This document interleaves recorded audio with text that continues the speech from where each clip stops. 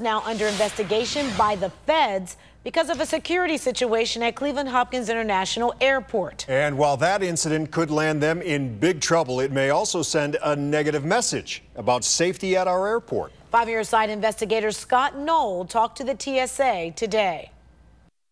The rules are clear. Plan to get on one of these, you must pass through this.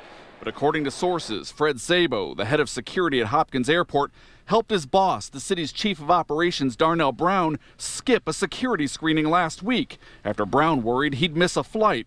Not only is it a violation of federal rules, security expert Tim Dimoff says it's a big deal. It's very important that security procedures have no exception.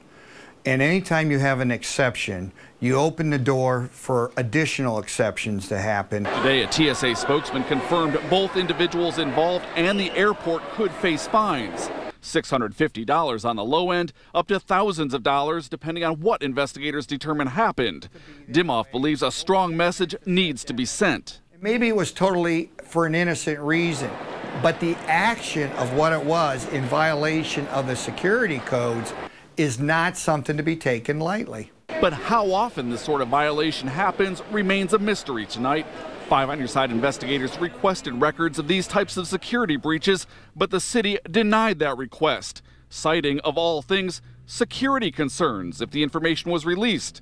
The good news, says Dimoff, the systems in place caught this breach. And while it's not clear how many others we haven't heard about, this expert predicts the one we have will make a difference. I think it'll send a little bit of a tsunami message across this country to other airports and other people in charge of airports that nothing and nobody is exempt. And that's important because, as he points out, you can jump on a flight here and go anywhere, usually without having to go through any other security screenings. Live at Cleveland Hopkins, I'm 5 On Your Side investigator Scott Knoll.